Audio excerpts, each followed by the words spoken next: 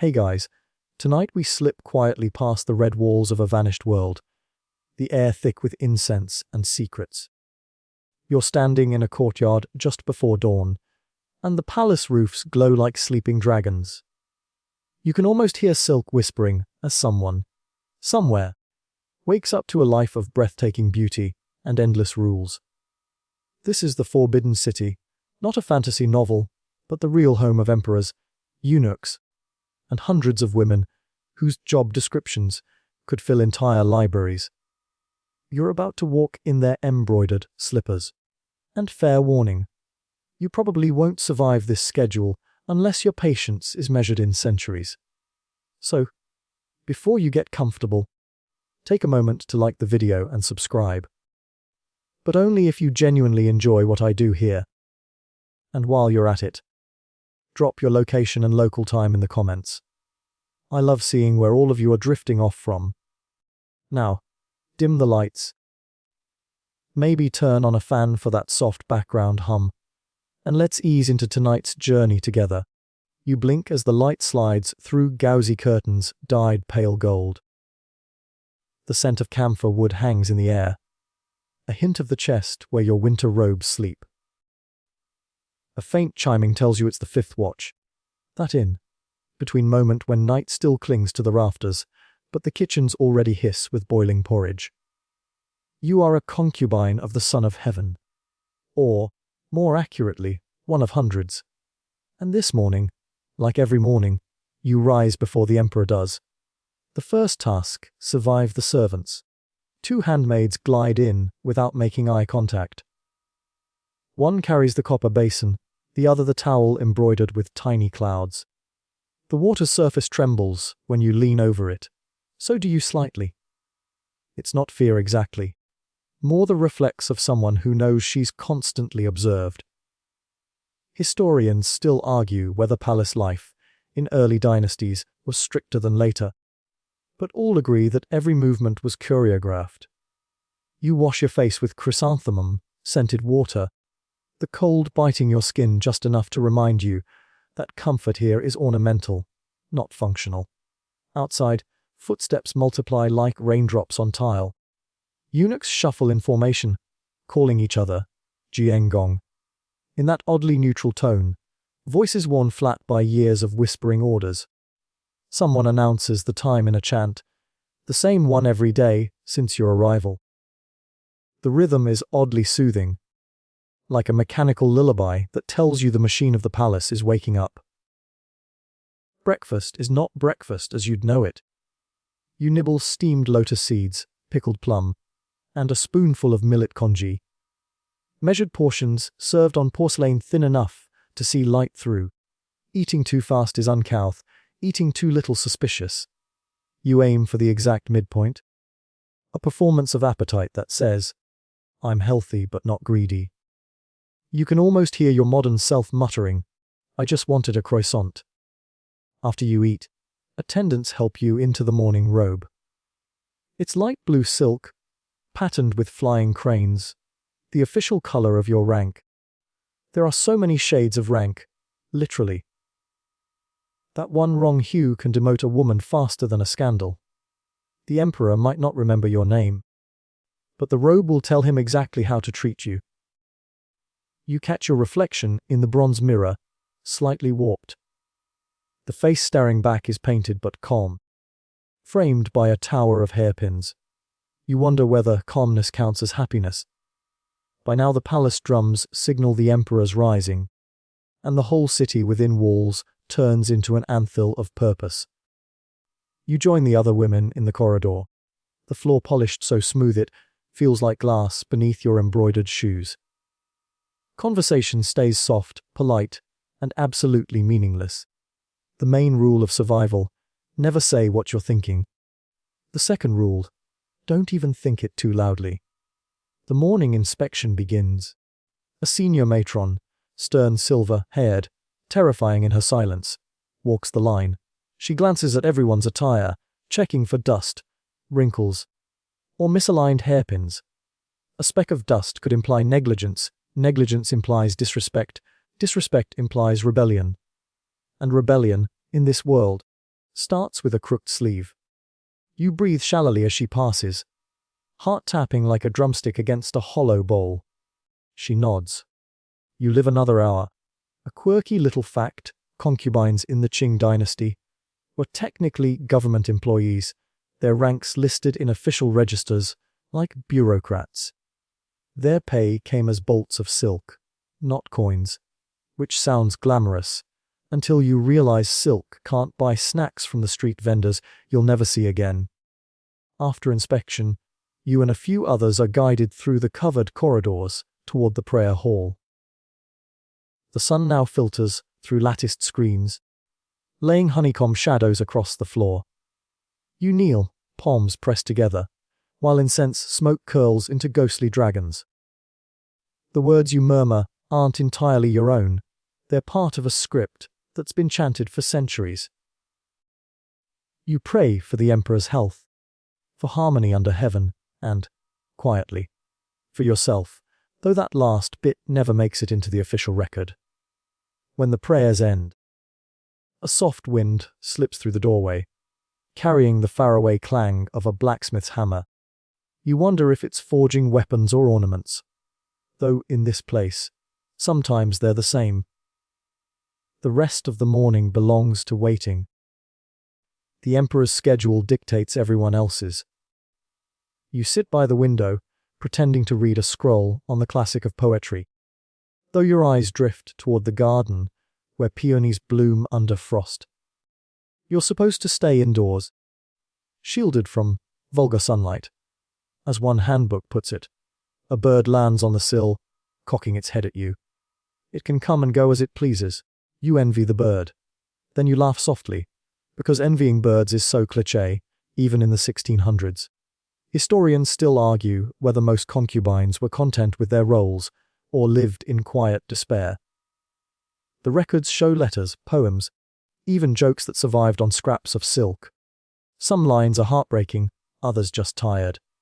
Like this one: "Me are like candles, bright when lit, cold when forgotten." You whisper it to yourself, feeling the wax melt somewhere inside. Around mid-morning, a eunuch appears with the roster. He bows, unreadable, and begins calling names for various duties. Some concubines attend court ceremonies, others handle temple offerings, and a few, just a few, are invited to the imperial study. Your name isn't called. Relief and disappointment tangle together, impossible to separate. You decide to walk within your permitted garden zone, escorted by attendants. The path winds between pines and bamboo groves, meticulously raked gravel forming waves that never change. A gardener kneels nearby, trimming a hedge with scissors so delicate they could perform surgery. You pause to watch. He never looks up. He's not allowed to. For a moment, you want to ask his name, but rules hang heavier than curiosity. You just keep walking. At a small pond, koi flash beneath the surface like coins tossed into a wishing fountain. You toss in nothing, but still make a wish, maybe for music, maybe for something unpredictable to happen. The koi don't care. They keep circling, perfect symbols of continuity. A curious tidbit: in certain dynasties, concubines kept pet crickets in tiny cages as sound companions. The chirping was thought to ease loneliness. You've got to admire that optimism, trying to drown existential dread with insect music. When the palace bell announces the emperor's mid-day meal, the concubines return to quarters. The smell of roasted duck wafts through the halls, mouth-watering yet forbidden unless specifically granted. Your lunch is modest: a delicate tofu soup, pickled radish, and a single lychee, peeled by someone else's hand. You savor it slowly, not because you're pretending refinement, but because there's genuinely nothing else to do afterward. By early afternoon, you hear the distant rattle of carts, tribute deliveries from the province's bolts of brocade, tea from Fujian, and maybe a rare white peacock destined for the menagerie. You'll see none of it directly. News comes filtered through whispers, like gossip from another planet. As sunlight slants through the lattice again, You notice how even the light feels trained here, disciplined to fall exactly where it should. You think of home. Well, what used to be home? A small courtyard, maybe, or a market street filled with shouting vendors. The memory is dangerous but comforting, like smuggling warmth under your robe. You tuck it away before someone sees your expression soften. Time stretches. Palace clocks run slower somehow, probably because every hour lasts a lifetime when you have nothing to do but breathe elegantly. You practice calligraphy for a while, ink smelling faintly metallic, the brush trembling just enough to betray your restlessness. The character you're writing means endure. You go over it twice, darker each time. A knock interrupts. It's only a maid, delivering new hair ornaments. Gold filigree butterflies, delicate as cobwebs. You thank her, though she's already retreating, with the silent grace of someone who's seen too much. You turn the ornaments over in your hands, wondering how many stories hide behind each piece of jewelry. Perhaps one belonged to someone who smiled at the wrong moment. Late afternoon drifts into that melancholy shade where everything looks dipped in tea. You sit by the window again, watching the shadows of roof tiles crawl across the courtyard. A cloud passes, dimming the light, and for a second, the whole palace feels like it's holding its breath. Maybe it is. Then a trumpet sounds in the distance, sharp and ceremonial. Somewhere, the emperor is leaving his study. You feel the collective shiver ripple through the halls, though it never shows on faces. The day's final acts are about to begin, but that's a story for the next section. For now, you stretch your fingers, smooth your robe, and prepare for another round of perfect stillness. Before you close your eyes, you wonder something quietly to yourself. If all this beauty vanished overnight, would anyone outside these walls even notice? History tends to forget the quiet ones, but tonight, it's remembering you. Morning slides into late morning like silk through your fingers.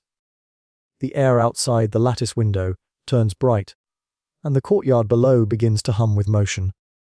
You rise again, the faint ache in your knees reminding you that kneeling on marble every day is not a gentle hobby.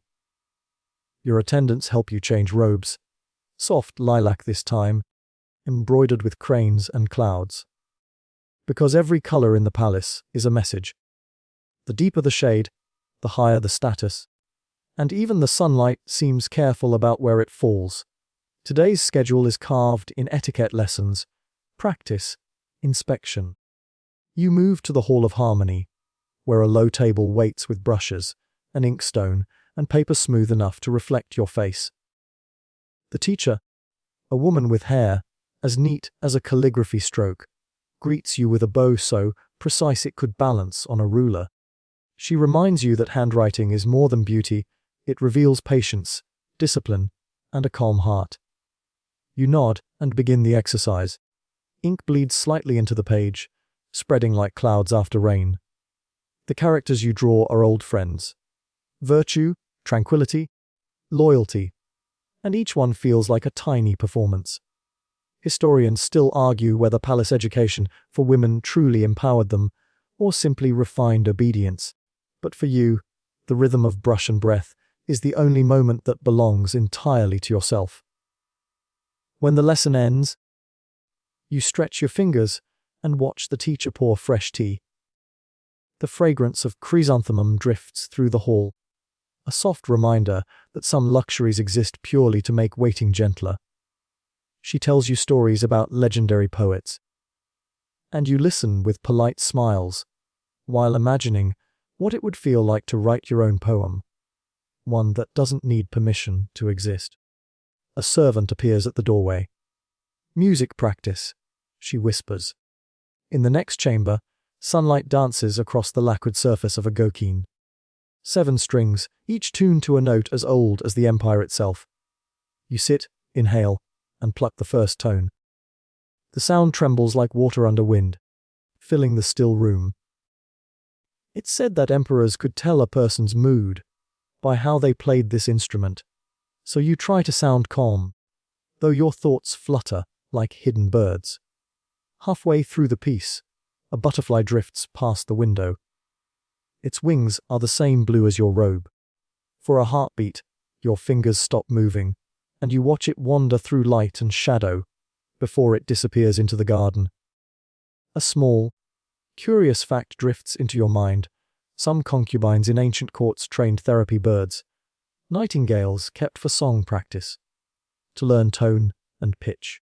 They believed matching the birds' voices could purify the soul. You imagine that lesson and smile. It sounds far less stressful than court etiquette.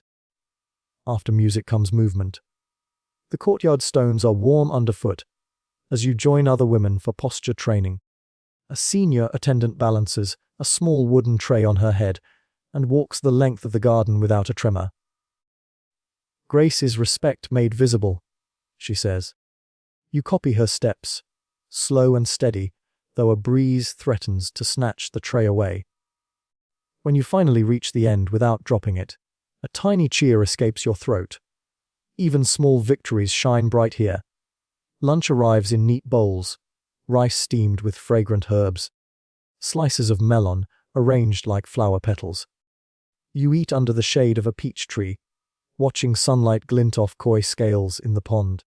A sparrow hops near your shoe, bold enough to steal a crumb. You giggle, offering another.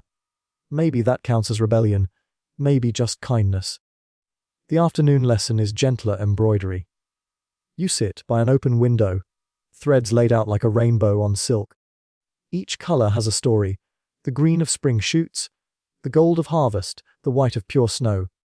You stitch a lotus, petal by petal, feeling the quiet stretch around you like a soft blanket. There's a rumor whispered among the attendants. If you sew a wish into your embroidery, it might come true once the cloth is finished. You decide to try it. No one needs to know what you wish for. Time slides forward. Shadows lengthen. The palace bells announce the late afternoon rituals. You and the others file into the courtyard again, robes rustling like pages of an enormous book.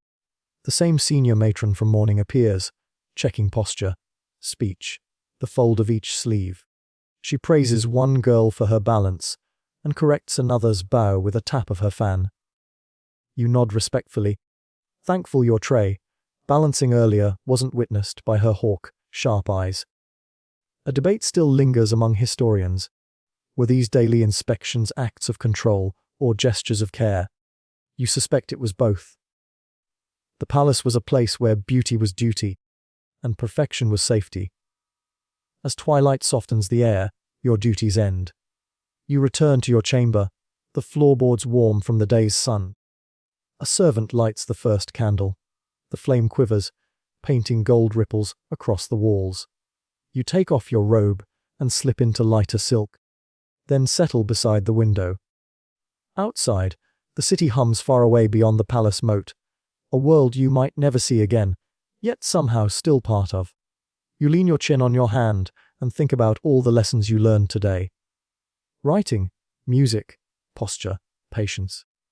You wonder whether these are truly the emperor's skills or your own. Small pieces of independence disguised as obedience. You smile at the thought. Rebellion, it seems, can be very polite. The last sound before night is the call of the evening watch, deep and low like a heartbeat. You close your eyes and listen until it fades into silence. Another day has passed, measured not by freedom or fame, but by tiny, perfect moments.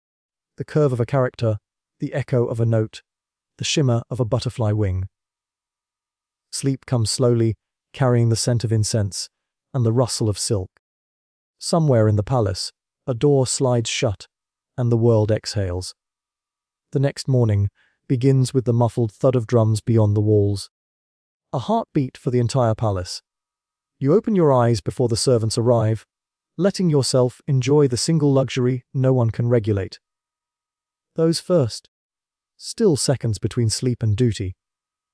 The sky outside is pale jade, the color of porcelain before it's fired. Today the air carries the smell of rain. A eunuch hurries down the corridor. announcing that morning inspection will move indoors. You wrap a robe around your shoulders and watch droplets scatter like beads across the stone. Even the weather must bow to schedule. The palace never cancels. It simply adjusts. Inside the hall of morning light, everyone lines up again. Robes whisper, hair ornaments gleam like tiny suns. The matron who oversees etiquette glides past with her fan closed. Open means correction, closed means approval. She pauses near you, eyes sharp, but not unkind. Balance, she murmurs, adjusting the tilt of your sleeve. You bow. Balance seems to be the key to everything here: posture, tone, even emotion. After inspection, you're assigned to assist at the Hall of Records. It sounds grand, but mostly it means copying documents in neat brushwork. The room smells of cedar and ink. Shelves reach the ceiling, holding scrolls that record everything from harvest reports to the names of palace cats. It's strangely peaceful. You trace the elegant characters and realize that history is just handwriting that survived its author. Historians still argue whether palace women truly worked in administration, or if these clerical tasks were symbolic, but it makes sense that skill and literacy would be valued here. The empire runs on ritual. Every ritual needs a record. By midday, your wrist echoes pleasantly. A fellow worker, a soft-spoken woman named Lai Hua, leans closer and whispers a joke about how the emperor's calligraphy looks like a startled spider. You stifle a laugh. Humor, even tiny and whispered, feels like rebellion wrapped in silk. Lunch is served in quiet rooms near the archive: rice, bamboo shoots, a bowl of ginger soup to warm damp fingers. Rain still taps against the roof, steady as a drum beat. You and Liwa talk about home provinces, careful not to sound wistful. The rule against nostalgia isn't written anywhere, but everyone knows it. In the afternoon, the weather clears, the sky emerges clean and bright, and the corridors gleam as if newly polished. You join a group assigned to inspect the imperial gardens for the upcoming festival. The world outside the study rooms bursts into color. Peonies, irises, pomegranates heavy with promise. Butterflies cluster near the lotus pond, chasing light like tiny paper kites. The head gardener, stooped but lively, explains how every plant has a message: peonies for wealth, plum blossoms for endurance, bamboo for integrity. A garden, he says, is an emperor's diary written in leaves. You think that perhaps every gardener is a secret poet. While others note which flowers are ready to bloom, you linger near a stone bridge.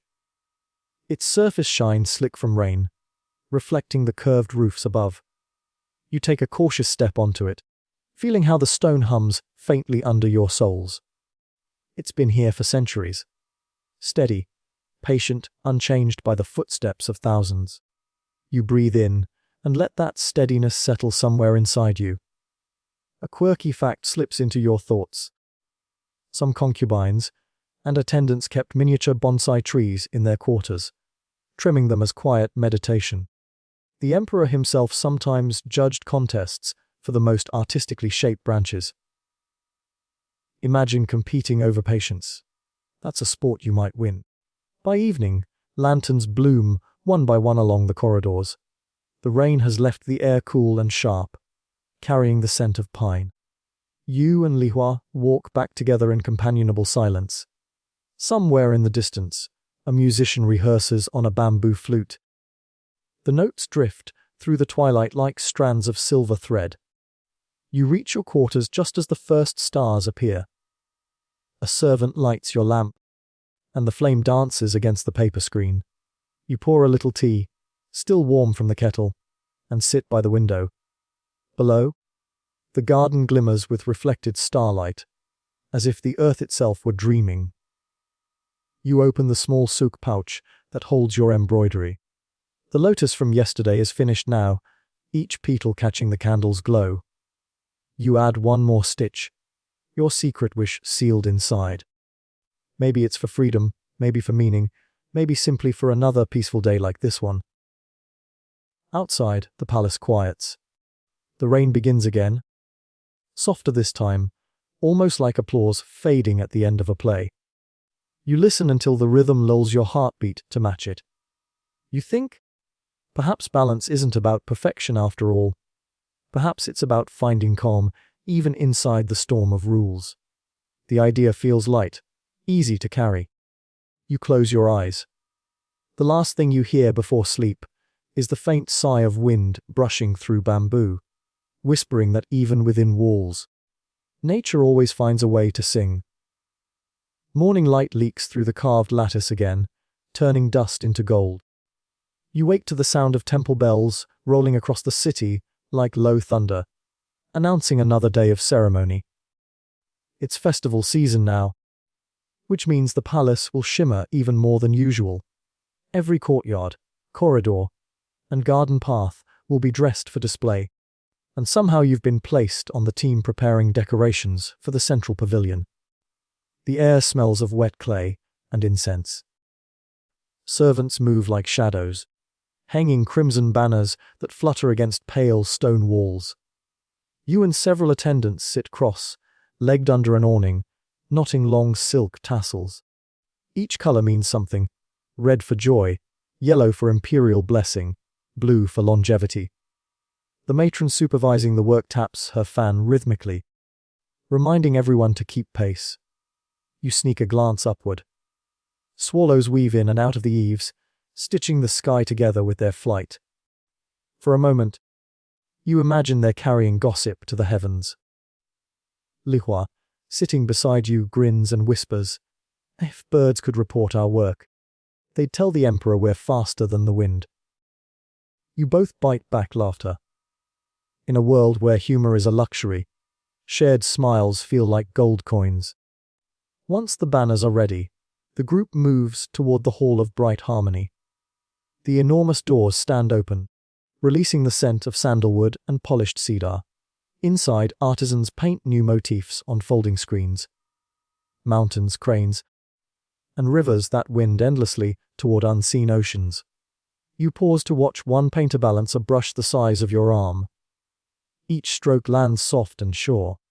When he dips the brush again, the black ink blooms into grey clouds.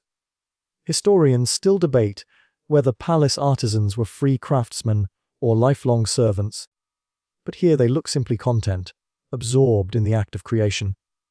You envy that kind of focus, where the rest of the world disappears. By late morning, the decorations gleam. The supervisor thanks everyone and dismisses the group for tea. You head to the eastern cloister, where stone benches stay cool even under the noon sun. A maid pours osmanthus tea, sweet and floral. The taste clings to your tongue like honey. Do you ever think about what lies beyond the walls? Lihua asks quietly. You nod, watching light flicker through the leaves. Sometimes, you answer. But maybe the world beyond dreams of the palace, and the palace dreams of the world. We're caught in between. It sounds wiser than you feel, but she smiles anyway. After tea comes rehearsal for the festival dance. The instructor, a tall woman in scarlet robes, claps her hands for silence. Remember, she says, grace is not decoration. It is diplomacy. Music starts, slow drums, plucked strings. You raise your sleeves and step forward in rhythm with the others. The movements a deliberate bend, turn, glide, pause. Every gesture must tell a story of harmony under heaven. Your arms ache halfway through, yet the pattern becomes hypnotic, almost meditative. A quirky palace custom says that if a dancer loses her balance during a rehearsal, she must present a lotus petal to the instructor for luck. You drop one near the end, laughing breathlessly as you pick up a petal from the floor and offer it with exaggerated solemnity. The instructor hides a smile. Luck accepted, she says. When practice ends, twilight has begun to slip across the courtyards. Lanterns float in shallow pools, their reflections wavering like living fireflies. The festival begins tomorrow, so tonight the air buzzes with anticipation. Cooks in distant kitchens shout orders. You can smell sesame oil, ginger, and roasted chestnut drifting through corridors. The scents blend into something comforting, almost home-like. You take a slow walk toward the north garden, where a new pavilion has been built just for the celebration. Builders are placing the last tiles on the roof, their rhythmic hammering echoes softly. You pause at a stone bridge, fingertips trailing the cool railing. The koi below ripple into new patterns, curious about their reflections in lantern light. Historians still argue whether palace festivals were joyous or simply another layer of formality. But standing here, with laughter rising from the workers and music floating on the wind, it feels genuinely alive, less ceremony, more celebration of survival. Night gathers completely. You return to your chamber, where a servant is polishing the brass mirror. The candlelight doubles itself in its surface, two flames dancing side by side. You watch them while unpinning your hair, one ornament at a time. Each pin makes a soft chime as it lands in the tray. A lullaby made of metal. You sit by the window again, opening the wooden box that holds your small treasures, a scrap of calligraphy, a tiny jade bead, a pressed petal from last spring. They're modest things, but together they feel like proof that you exist beyond rank and routine. You add tonight's lotus petal to the box, the one you offered in jest. Maybe luck should be personal after all. Outside, the courtyard glows with scattered lanterns. Fireflies blink between them, indifferent to human design. The palace looks softer at night, less like a fortress, more like a floating dream built from light and silence. You breathe in, exhale slowly, and let the world shrink to the circle of candlelight around you.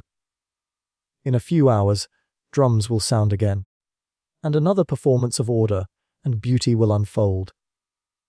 But for now, you sit quietly, listening to the distant flutter of swallows returning to their nests. Somewhere high above, the moon slips free from a cloud, brushing silver across the rooftops. You whisper a small goodnight to the sleeping city and close your eyes, letting the echo of drums fade into your pulse. The world feels balanced again, one heartbeat, one breath, one quiet wish at a time. Dawn arrives shyly, the sky awash of pale rose. You're already half awake, listening to the rustle of fabric as attendants prepare the courtyard for the festival's second day. There's a hum in the air, part excitement, part the usual discipline that keeps the palace clockwork turning. The scent of steamed rice mingles with sandalwood smoke. It feels like the world stretching before it opens its eyes. You rise, pull on a robe the color of morning mist, and step into the corridor. Everywhere, ribbons and banners sway in the light breeze, their shadows dancing along the walls. You catch sight of Lee, who is struggling with a tray piled high with flower garlands, and hurry to help her. Together you balance the weight, laughing quietly at your uneven steps. The sound echoes, surprisingly bright against the marble. Today you're assigned to the pavilion gardens, where visiting nobles will gather later. The gardeners bow as you approach. They've been here since before sunrise, coaxing peonies into perfect bloom. Your task is to place fresh petals along the paths leading to the central courtyard. It's delicate work. Scatter them too thick, and the guests will slip. Too thin, and the symbolism of abundance will be lost. You crouch, arranging petals one by one until the stone path looks like it's wearing blush. Historians still argue whether such elaborate festivals were meant for joy or political theatre. Watching the preparation, you think it's probably both. Joy is safer when it's choreographed. By late morning, the drums roll again, calling everyone to their stations. From your post behind a carved screen, you glimpse the procession, musicians in blue robes, dancers in crimson, and scholars bearing scrolls tied with gold thread. The emperor appears last, moving slowly beneath a canopy of yellow silk. The crowd bows as one, a wave of motion that ripples down the courtyard. You follow suit, forehead touching cool stone. For a moment, the entire world feels synchronized, every heartbeat measured to the same rhythm. The ceremony unfolds like clockwork. Music, poetry recitation, offerings at the ancestral altar. You listen to verses praising virtue and longevity, their cadence soothing. A sudden gust lifts the corner of a silk banner, scattering a few petals onto the emperor's steps. A eunuch rushes forward to sweep them away, but the emperor gestures for him to stop. "Let them be," he says. His voice is calm, even amused. The crowd exhales in relief. Sometimes mercy is a single phrase. After the formalities, guests drift toward the pavilions for tea. You help distribute cups of fragrant jasmine brew, careful not to spill a drop. One elderly noblewoman compliments your steady hands. You bow, cheeks warming with quiet pride. "Years of practice, honored lady," you reply. It's true. Perfection here grows from repetition. A quirky tidbit. In some dynasties, courtiers believed that tea leaves floating upright in the cup foretold good fortune. You glance into your own cup. 2 leaves stand straight as reeds. Maybe luck is listening tonight. As the sun tilts west, the festival softens into leisure. Music filters through the gardens. Flutes, lutes, the faint tap of hand drums. Children of the court chase each other between lanterns, their laughter bubbling over the sound of strings. You find a seat by the koi pond and let the noise settle into a pleasant hum. Li Hua joins you, carrying a plate of candied lotus seeds. She hands you one, whispering, "For endurance." The sweetness bursts on your tongue, and you smile. When the guests depart, the cleanup begins. Lanterns are extinguished. Petals swept away, banners folded like memories. You stay to help, sleeves tucked up. A servant accidentally drops a lacquered tray, and it clatters across the stones. Everyone freezes, but the supervising matron just sighs and says, "It's only wood." Relief ripples through the workers. Kindness, though rare, travels fast. By twilight, the courtyard is quiet again. You linger as the last light fades, watching bats swoop between the rafters. The air smells faintly of spent firecrackers and peony dust. It feels like the aftertaste of celebration, sweet, then gone. Back in your room, you set down your robe and stretch. Your feet ache pleasantly from standing, but it's the good kind of tired. The kind that means you were part of something that mattered, even briefly. On your table sits a single leftover lantern. Its paper sides painted with cranes. You light it and watch the glow expand, soft and steady. The candle's flame trembles each time you breathe, like it's trying to match your rhythm. You take out your calligraphy brush and write a short note on a scrap of paper. Harmony is not silence but shared motion. You fold it small and slip it into your box of keepsakes beside the lotus petal. Maybe one day, someone will read it and understand exactly what life felt like here. Historians might call these festivals mere displays of imperial grandeur. But from where you sit, they're also proof that even within strict walls, people still find ways to celebrate color, music, and small moments of grace. Outside, the moon climbs high, whitening the courtyards until they look carved from pearl. You blow out your lantern, leaving only the cool glow filtering through the window lattice. For a while, you sit in the half-dark, listening to the cicadas start their nightly chorus. They sing without lessons or permission, each note spontaneous, imperfect, alive. You think maybe that's the real art the palace has been teaching all along. To move beautifully within limits, but still remember the sound of your own song. You smile at the thought, pull the covers close, and let the quiet settle like silk around you. You wake to a pale sky the color of fresh rice paper and the faint beat of distant drums. Another day inside the palace begins, precise as a clock wound by invisible hands. You sit up slowly, letting the light touch your face. Somewhere in the outer courts, 100 doors slide open at once, the sound soft and satisfying, like bamboo clicking in the wind. Today's duty arrives with a rustle of silk. You've been chosen to assist in the library. The Hall of Benevolent Learning stands near the inner gardens, a place whispered about for its cool hush and its smell of cedar and ink. You smile as you cross the marble bridge toward it. Few corners of the palace feel as close to freedom as a room full of books. Inside, the air hums gently with turning pages. Scrolls line the walls in orderly ranks. Poetry, philosophy, astronomy, and medicine. Your job is simple. Dust each shelf with a feather brush, and check for wear on the silk binding. The eunuch in charge, a kindly man with a voice like soft gravel, reminds you that each scroll represents someone's voice reaching across centuries. Handle them as you would a heartbeat, he says.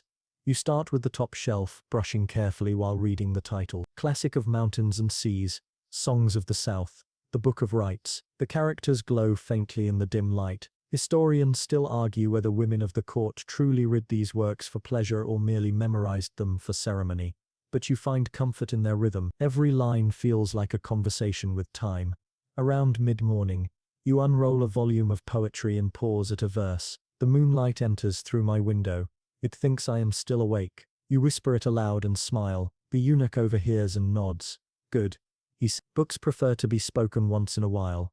By noon, sunlight pours through the lattice windows, turning the air golden. You share lunch with the small library staff, bowls of rice, pickled cucumber and sweet bean paste buns. The others discuss the upcoming festival of Lantern. Lai Hua drops by briefly, arms full of fresh paper for copying texts. She grins. You look at home among the dust. You grin back. It's the polite kind of dust. It never talks. A quirky fact drifts into your mind. During the Tang dynasty, palace calligraphers mixed powdered pearl into their ink for special manuscripts so the writing would shimmer faintly by candlelight. You imagine the glow of words floating on darkness and wonder if reading them would feel like holding starlight in your hands. After lunch, the head librarian demonstrates the art of scroll repair. You learn to paste thin strips of mulberry paper over tiny tears, smoothing them with a rabbit hair brush. The work demands patience and light touch. The goal, he says, is not to erase age, but to help it keep breathing. You nod, thinking how that applies to people as well. When your shift ends, you walk out into the late afternoon. The garden beyond the library shimmers with early summer heat. A cicada drones somewhere overhead, steady and content. You pause by a pond rimmed with jade-green water lilies. Their scent is faint, almost shy but unmistakably sweet. You watch the ripples widen where a fish surfaces, and for once you feel that the whole palace might be exhaling with you. Back in your quarters you find a small package waiting, 2 new brushes and a note in elegant handwriting. For the steward of silence. No signature, but you suspect the eunuch librarian. You tuck the brushes into your keepsake box beside the folded note from the festival. Each object now tells a small story. Together they begin to form a line. Historians still debate whether concubines or attendants ever left memoirs of their own. Most accounts survive only through official records written by others. You think that maybe the quiet act of repairing a scroll is its own kind of autobiography, restoring someone else's words while leaving a trace of your own breath in the fibers. As evening falls, the sky deepens to indigo. Servants light the first lanterns along the walkways, their glow trembling like captured stars. You pour yourself a cup of chrysanthemum tea, and sit by the window. The tea's steam curls upward, mingling with the fragrance of night-blooming flowers. Across the courtyard, you spot Lai Hua feeding the crickets in her little bamboo cage. The chirping begins softly, then builds into a pattern almost musical. She waves at you and you wave back. The sound reminds you of the poetry you read earlier, steady, hopeful, unconcerned with who listens. You open one of the new brushes, dip it into ink, and write a single word on a scrap of paper. Listen. The character looks simple, but inside it hides layers, heir, heart, eyes and king, all combined into one shape. You set the paper beside the candle to dry. Outside, a breeze stirs the bamboo, turning each stalk into a quiet flute. The moon climbs, slow and deliberate, like someone balancing a bowl of milk through darkness. You lie back and watch its glow spill across the floorboard. Another day has passed, filled with small duties and small joys, but somehow the sum of them feels large.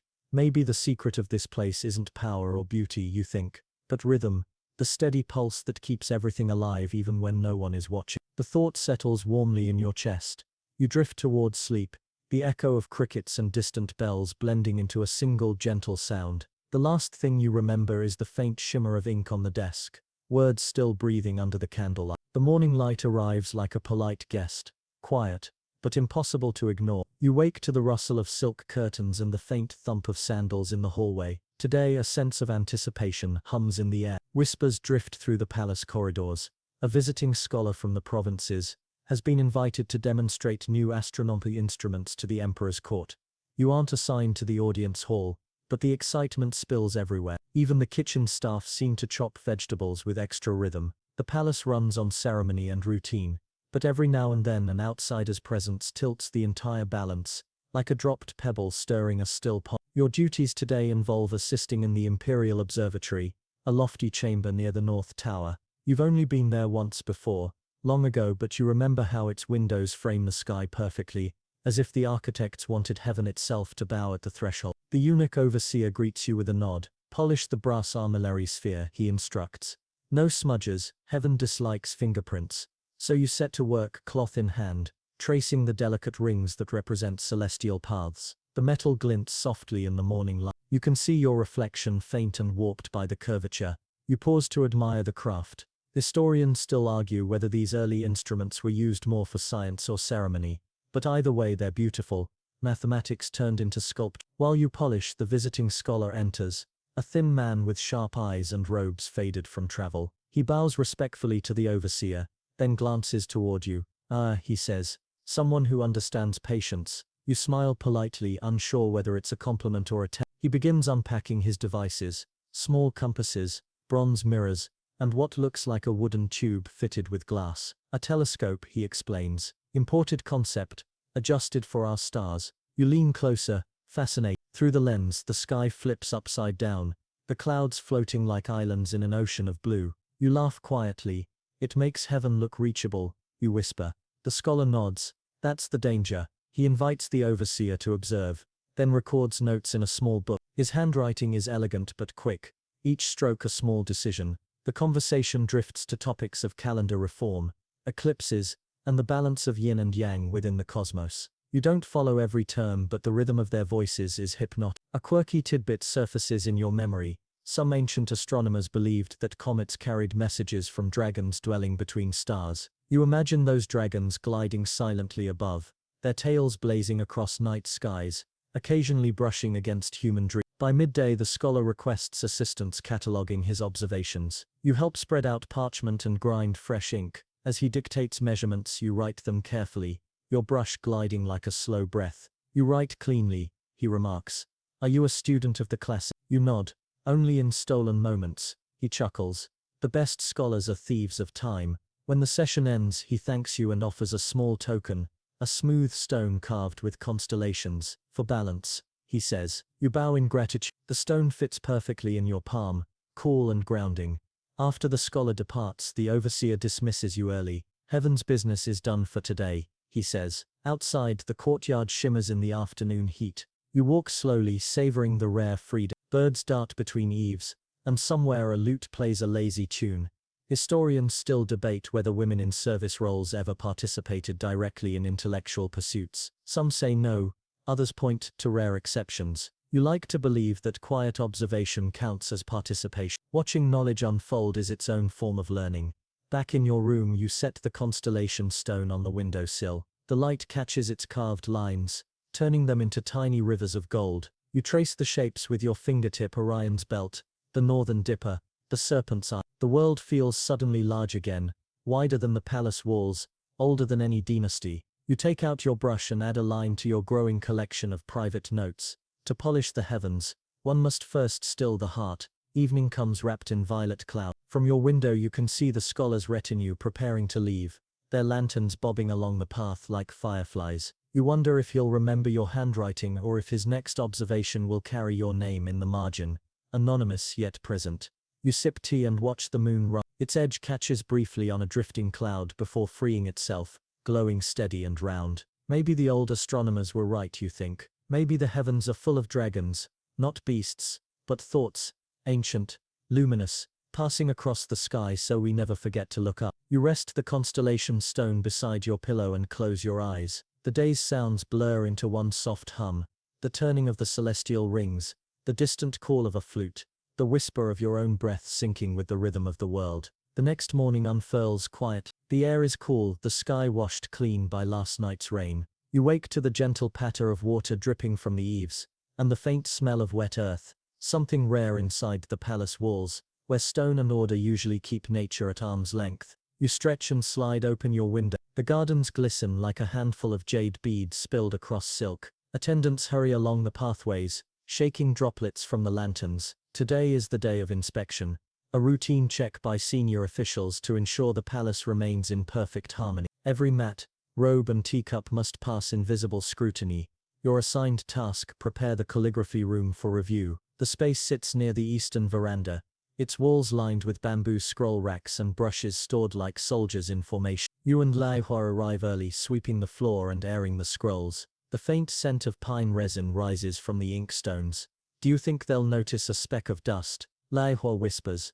They might notice the thought of one, you reply, earning a quiet laugh. You polish the inkstone until it mirrors the rafters above. Each movement feels meditative, slow, rhythmic, almost musical. There's something reassuring about the routine, as if every brushstroke, every polished surface is a small prayer for stability. Historians still argue whether daily inspections like these were acts of discipline or disguised rituals of devotion. You suspect both. Order, here, is not just cleanliness, it's a philosophy. By mid-morning the inspectors arrive, a procession of officials in robes embroidered with cranes and waves. Their faces are serene masks, but their eyes miss nothing. You and Lai Hua bow low as they enter. The head official picks up one of the practice scrolls, a poem you copied yesterday, and examines the brushwork. His brow lifts slightly. Steady hand, he says. Even the spaces breathe. You feel warmth rise to your cheeks. The official rolls the scroll back carefully. Order begins with patience, he remarks. More to the room than to you. Then he moves on, his sleeves whispering like sails in calm wind. After the inspection, relief ripples through the attendant. You and Lai Hua exchange grins and sink onto the veranda steps, watching sunlight drip through the leaves. A cricket hops nearby, unbothered by human ceremony. A quirky tidbit floats to mind. During certain dynasties, inspectors were believed to carry small jade pendants carved with symbols of truth. If the jade cracked during an inspection, it was said to mean someone nearby harbored deceitful thoughts. You glance at the departing officials and wonder, were their pendants intact? Later in the day, the palace musicians rehearse for an upcoming seasonal performance. Their melodies drift into the courtyards, curling around pillars and trees. You follow the sound to the music hall and peek inside. Rows of players sit cross-legged, tuning zithers and flutes. The air thrums with soft notes, testing one another's company. The music master notices you and waves you in. You have an ear for rhythm, don't you? He asks. You shrug modestly, but he hands you a small hand drum nonetheless. Then keep the heartbeat steady. You sit among the players, nervous at first, then caught up in the pulse. The music rises and falls like breath, measured yet alive. You feel the vibrations through your fingertips, the air itself moving with intention. When the piece ends, the hall hangs in silence for a heartbeat, then fills with quiet smiles. The master nods approvingly. Music teaches what words cannot, harmony without hierarchy. You file that line away in your mind. It sounds like something the stars might say if they spoke. As dusk approaches, the palace glows with warm light. The inspection now feels distant, replaced by the memory of rhythm. You wander toward the gardens again, drawn by the sound of dripping water. The rain has left everything lush and fragrant. Moss glows green beneath the lantern. You find a bench beneath a persimmon tree and sit, watching droplets fall into a small stone basin. Each ripple widens, then fades. The sight hypnotizes you. In the reflection, your face wavers and steadies as if agreeing that change is the natural shape of color. Historians still debate whether palace attendants ever found personal peace within their duties or if they simply learned to hide longing behind composure. You suspect peace is found in fragments, in a clean inkstone, in a perfect brushstroke, in a single note that lands exactly where it should. You return to your quarters carrying the hand drum, a small gift from the music master. Its surface gleams softly under the lantern light. You tap it once. The sound is round and low, like a heartbeat under thick blankets. You smile and think, yes, that's harmony enough for tonight. The sound of wind wakes you before dawn. Long sighs moving through the corridors, soft but restless. Autumn has thinned the air. It slides through every crack in the wood, cool and clean. You pull your robe tighter and step out into the courtyard. The trees stand bare now, their last leaves scattered like forgotten notes after a song. The palace feels hushed, expectant. Winter is near, and even the stone seems to brace for it. The attendants move slower in the cold, their breath ghosting before them. Today you've been summoned to help in the conservatory, where rare plants are kept alive through the frost. You walk there with your hands tucked into your sleeves, passing frost-laced railings that glitter faintly in the weak light. Inside the conservatory, warmth greets you instantly. The air smells of damp soil and citrus leaves. Rows of potted plants stand like small stubborn miracles, plum saplings, orchids, and tiny kumquat trees, glowing like lanterns. The gardener, a gentle man, with more wrinkles than years in his smile, greets you. Even the smallest leaf, he says, believes in returning. Your task is simple, but delicate, wiping the dust from the leaves with soft silk cloths. You move carefully from pot to pot, watching droplets bead and slide down the waxy surfaces. The quiet here is different. It breathes. Historians still argue whether the palace gardens existed for pleasure or philosophy, but you suspect both. Beauty, after all, teaches patience. By mid-morning, sunlight filters through the glass panels, warming the air. A butterfly, confused by the season, flits lazily past your ear and lands on a plum branch. You pause, smiling.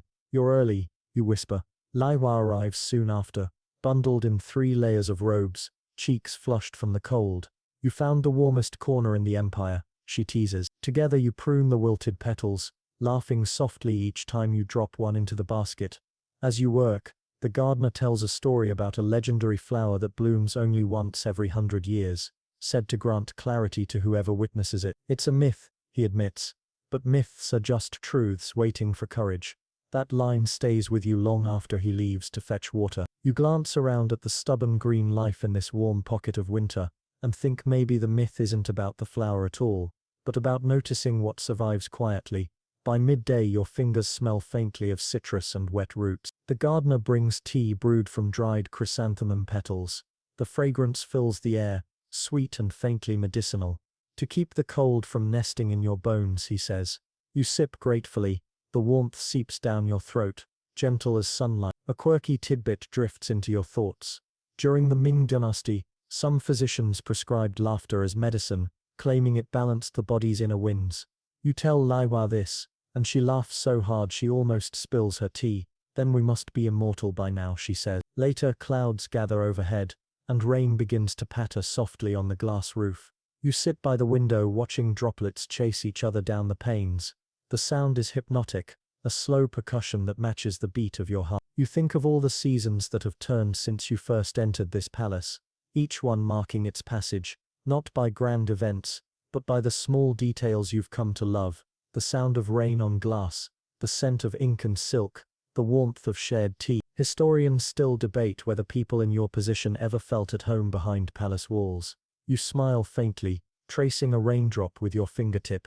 Maybe home isn't a place, but a collection of sounds and scents that remember you back. By late afternoon the rain stops, leaving the world rinsed and new. You and Laiwa step outside, the air cold but crisp.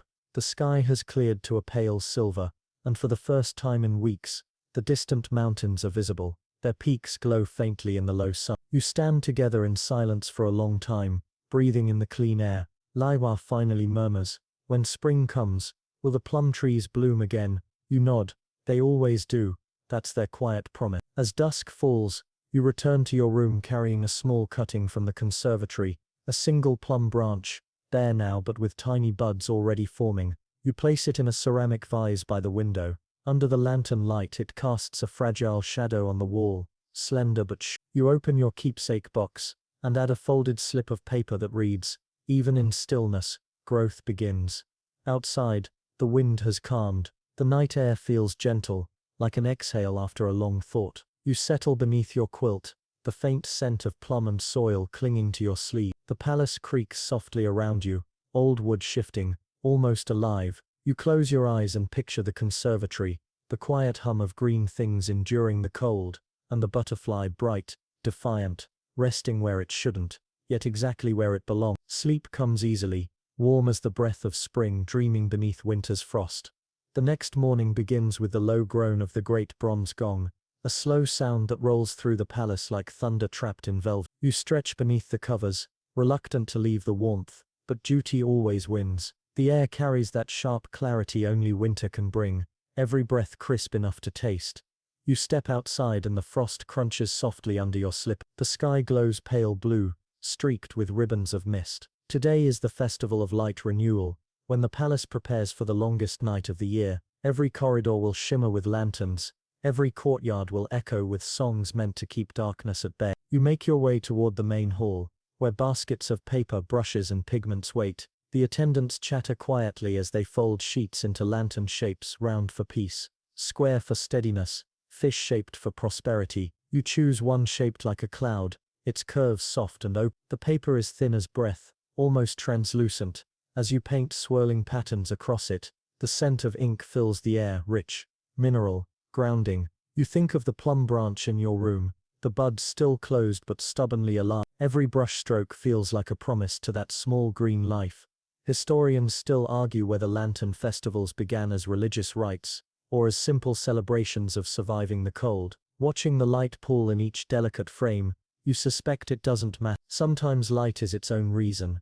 By midday the courtyards transform into seas of color. Hundreds of lanterns hang from eaves and bridges, waiting for dusk. Laiwa finds you at a table, and plops down beside you, her fingers smudged with red paint. If heaven doesn't notice us tonight, she sighs, we'll make enough light to blind it. You laugh, adjusting her crooked lantern handle. You'll be the first to invent sunburn at night. A quirky tidbit comes to mind, that in the Qing dynasty palace lanterns were once fitted with tiny rotating panels, painted with animals, creating moving shadows when the candles flickered inside. You tell her this, and she gasps, tiny shadow theaters. Why did no one keep doing that? You grin, because someone probably caught their sleeve on fire. Afternoon brings the ceremonial rehearsals. Musicians tune lutes and zithers. Dancers trace careful circles across the marble floors, and incense smoke rises in perfect spiral. You stand at the edge of the hall watching a pair of young performers practice their steps, slow deliberate movements that tell the story of dawn conquering night. Their silk sleeves float behind them like pale wind. Historians still debate whether these dances were devotional prayers, or coded political messages. You watch the dancers spin in mirrored grace, and think maybe both can be true. Beauty can be its own quiet rebellion. As twilight falls, the festival begins. You light your lantern and join the slow river of glowing faces moving through the courtyards. The light reflects in everyone's eyes, soft, golden, alive. Music drifts through the air, flutes, drums, and the steady heartbeat of distant bells. The sky itself seems to lean close. You pause beneath a cypress tree, holding your lantern high. The flame inside flickers, painting your hand in gold and shadow. Laiwa appears beside you, her lantern shaped like a rabbit. You think it'll hop away, she jokes. Only if you promise it freedom, you reply. Together you release your lanterns onto the pond. They float away slowly, their reflections trembling on the water like warm stars. Around you hundreds of others do the same, until the pond becomes a moving galaxy. You breathe in the scent of candle wax and winter air, the faint crackle of laughter and music blending into something timeless. A cold wind brushes past, and the lanterns sway but do not go out. You feel a surge of quiet pride in that stubborn light, fragile, yes, but unbroken. Later, back in your room, the faint glow from the courtyard still filters through the window lattice. You sit by the plum branch and watch as a single bud has begun to split, revealing a hint of white. You smile, you kept your promise, you whisper. From somewhere beyond, faint singing drifts through the night, a melody rising and falling like breath. It carries the warmth of the festival long after the music itself fades. You take out your keepsake box and add a small piece of the lantern's frame, charred slightly at the edge. On the paper slip you write, light does not argue with darkness, it simply stays. You set the box aside and stretch beneath your quilt, the air still carrying traces of smoke and laughter. Outside, the pond of lanterns flickers in the dark, and for a moment it feels as if the stars have fallen to earth just to keep you company. Your thoughts drift towards sleep, gentle as candlelight trembling before it rests. The morning after the festival of light renewal feels almost sacred in its stillness. You wake to a quiet so deep it seems the palace itself is holding its breath. The lanterns from last night hang dim and empty, their wax burned low, their colors softened by frost. The courtyard looks like a dream left behind, scattered ribbons, faint traces of music still caught in the corners of your mind. You dress in your thickest robe, a muted brown trimmed with pale gold thread, and step out. The sky is a soft gray, the kind that smells faintly of snow before it falls. Somewhere in the distance a broom scrapes the flagstones, steady and rhythmic. The air tastes clean, like new beginnings hiding under the cold. Today marks the quiet season of reflection, a brief pause before the palace begins its New Year preparations. No grand rituals, no performances, just introspection. It's a day for ink, paper and silence. You walk to the Hall of Records, a place you've passed often but never entered. Inside, the air is cool and dry, tinged with dust and sandalwood. Shelves stretch high, packed with bamboo slips, scrolls and ledgers that seem to hum with the weight of memory. The archivist, an elderly man with steady hands and the calm patience of mountains, greets you with a bow. Every story, he says softly, waits for someone to notice it. He hands you a worn scroll, its binding faded but still strong. You unroll it carefully, revealing rows of brushstrokes so delicate they seem alive. The ink has browned with age, but the rhythm of the writing still sings. It's a record of a woman's life, her duties, her poetry, her small acts of kindness. No title, no signature, just fragments of existence. Historians still argue whether such personal records were meant for preservation, or simply for peace of mind. As you trace the strokes with your eyes, you wonder if the difference even matters. Maybe the act of writing was itself the message. I was here. You spend the morning helping the archivist dust the scrolls and repair binding. Each piece you touch carries whispers of another world, a name, a season, a thought. At one point you find a poem written on silk. The plum blooms against frost, its breath unseen, its courage unnoticed. You smile at the coincidence. Somewhere your own plum branch waits by the window, proving the poem true. A quirky tidbit drifts into your thoughts. During the Song Dynasty, officials sometimes perfumed their ink with sandalwood or rose oil, believing the scent inspired better thoughts. You tell the archivist, and he chuckles. Then my records must be dull, he says, waving his plain brush. They smell only of time. By midday the snow begins, soft flakes tumbling in slow, deliberate spirals. The world outside turns pale, edges blurred as though painted in watercolor. The archivist pours tea and gestures for you to sit. Let the world rewrite itself for a while, he says. The tea is jasmine, fragrant and light. You sip quietly, watching snow drift past the windows. The silence feels alive, filled not with emptiness, but with calm attention. Historians still debate whether palace life was lonely or simply introspective. Watching the snow, you decide it can be both. Solitude as a mirror rather than a void. In the afternoon you return to your quarters. The corridor smells faintly of melted wax and cold stone. When you reach your room you find Li Hua there, curled up beside your brazier, humming to herself. She grins when she sees you. I borrowed your warmth, she says. You laugh. You can keep it if you write me a poem in return. She grabs a brush and begins scribbling dramatically on a scrap of paper. The tea is cold, the fire slow. May friendship thaw both, she declares. You clap slowly, pretending to weep. Truly the empire's greatest poet. She bows with mock solemnity, all for a cup of borrowed heat. The two of you spend the rest of the afternoon talking quietly about nothing and everything, where you might travel if ever allowed, what the world looks like beyond the palace walls, whether the moon feels lonely being watched by so many. Outside the snow thickens, cloaking the gardens in white. The sound of footsteps fades as everyone retreats indoors. It's as if the whole world has agreed to pause. Before bed you open your keepsake box and add the scrap of Li Hua's poem. On another slip you write, silence doesn't erase, it preserves. You place it beside the other's petal, stone, chestnut shell, lantern piece, all tiny echoes of the days that shaped you. The brazier burns low, casting soft orange halos against the wall. You wrap yourself in blankets, the scent of tea and ink still lingering faintly in your sleeves. Outside the snow keeps falling, slow, patient,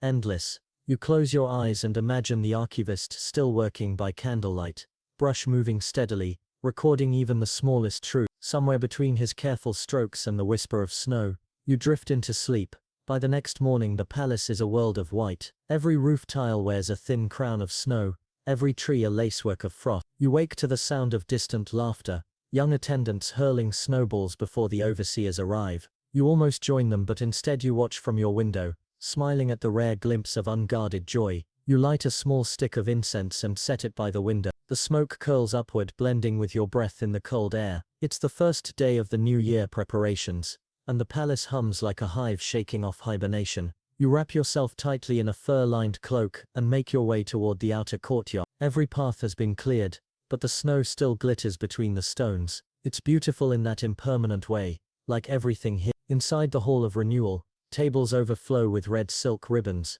baskets of dried oranges, and freshly brushed couplets meant to invite luck and ward off misfortune. You're assigned to help hang ornaments along the corridor. Each knot of red cord must face inward, toward the heart of the palace, to keep blessings from wandering away. Li Hua is already there, humming an off-key tune. If luck were measured by singing, you say, you'd make the emperor immortal. She grins, and just scaring away the bad spirits. You glance around, they're probably terrified.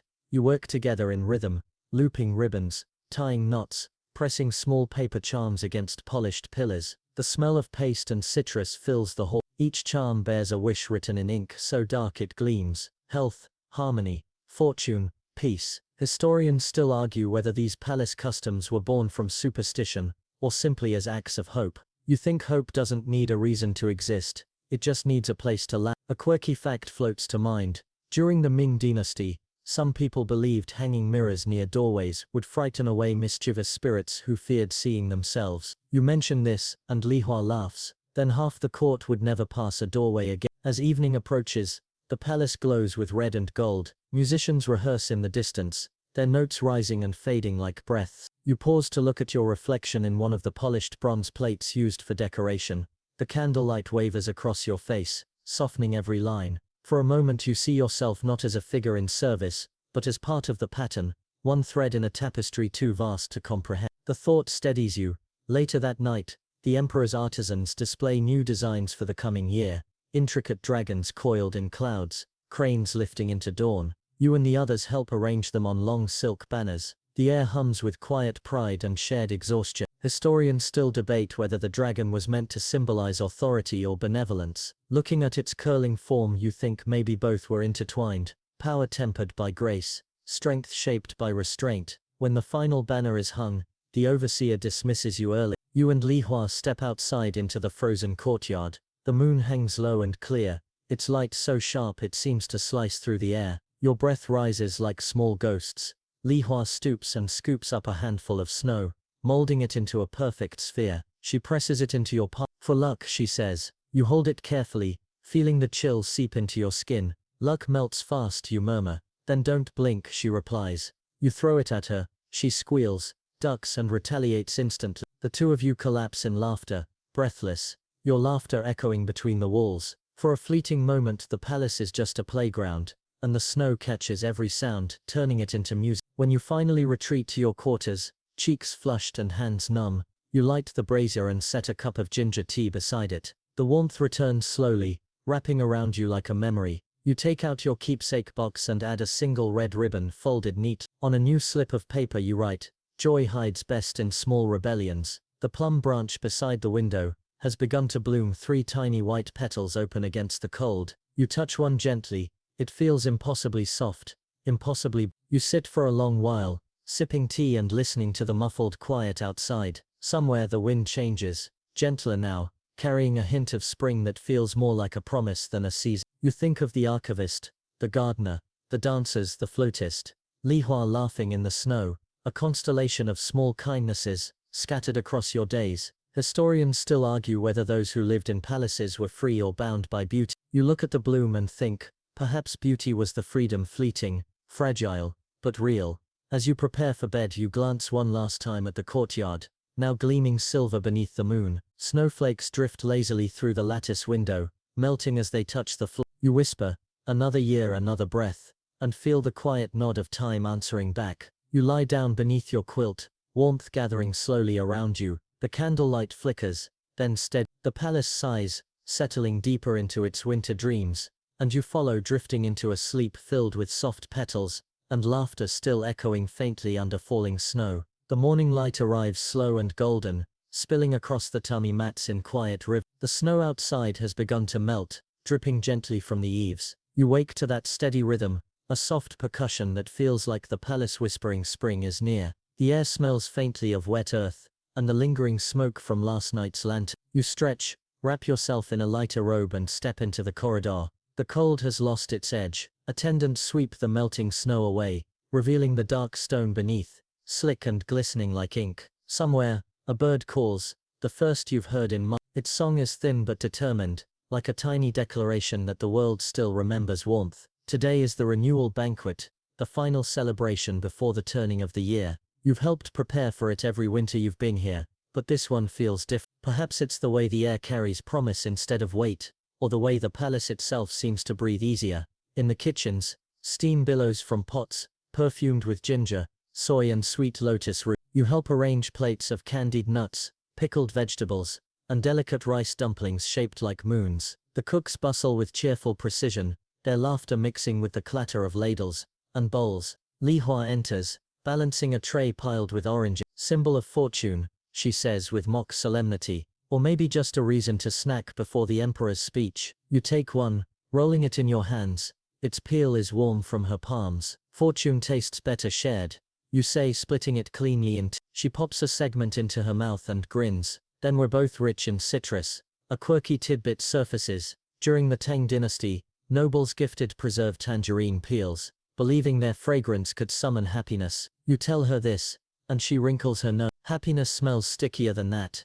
By midday the banquet hall gleams. Red silk banners hang from carved beams, and crystal lamps shimmer like captured stars. The long tables are lined with gold-trimmed dishes, but you linger near the back, where the musicians tune their instruments. The first notes ripple softly through the air, a melody you've heard countless times yet never grown tired of. Historians still argue whether these celebrations were genuine acts of gratitude, or carefully orchestrated displays of loyalty. Watching the musicians exchange quiet smiles, you decide it can be both. Gratitude, like performance, needs an audience, even if it's just the heart. As the feast begins, laughter swells like music. Servants glide between tables with trays of steaming delicacies, duck glazed in honey, rice wine poured from jade pitchers, pastries stuffed with sweet bean paste. You take small bites, savoring everything slowly, letting flavor become memory. The emperor rises to speak, his voice deep, steady, almost gentle. He thanks heaven for endurance, the earth for patience, and the people for faith. You bow your head with the others, but inside you're thinking of quieter thanks. The plum tree, the gardener, the archivist, the snow, Li Hua's laughter in the cold, the unrecorded things that make endurance beautiful. When the music resumes, dancers glide into the hall, their sleeves catching candlelight like flame. The rhythm quickens, bells chiming from their wrists. You close your eyes, letting the sound carry you. Historians still debate whether such dances symbolized renewal or served as coded prayers for peace. You feel both in your chest, the pulse of hope and the hush of release. As the banquet fades into late evening, the lanterns burn low. The courtyards outside shimmer with melted snow, and the moon reflects perfectly in every puddle. You step away from the noise and walk outside, the air cool but kind.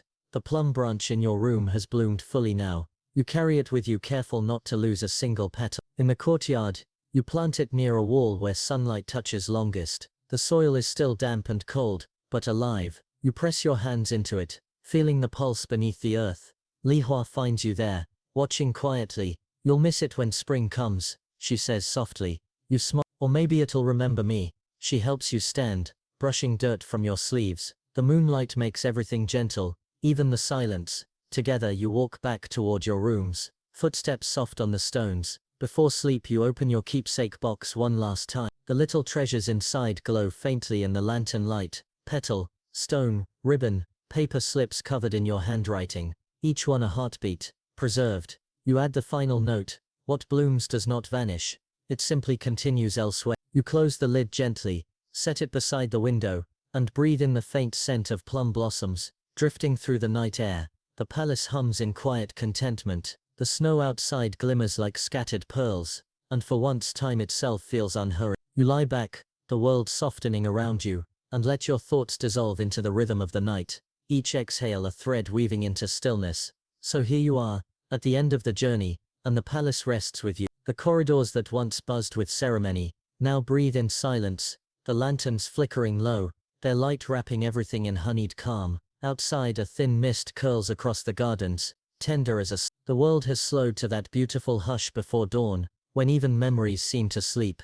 You listen to the faint murmur of wind through the pines, to the distant drip of melting snow. Somewhere perhaps the gardener tends a new sprout. The archivist still writes by candlelight. The laughter of Li Hua lingers just out of hearing, folded into the night. The stories of those quiet, unseen lives, and yours among them, have not ended. They've only settled, like snow returning to water. Everything circles back, soft and inevitable. You breathe deeper now, letting the air fill your chest, then fall away again. The scent of plum blossoms drifts faintly from the window, reminding you that even the smallest beauty can outlast the cold. If you listen closely, you can still hear the echo of music from the banquet, gentle, steady, like a heartbeat beneath the floor. Let it fade with you now. Let the sound carry you somewhere peaceful. And as the last lantern dims, and the palace dissolves into dreams, you realize something simple but certain. What endures isn't grandeur or power, but the quiet grace of being here, noticing, remembering, breathing.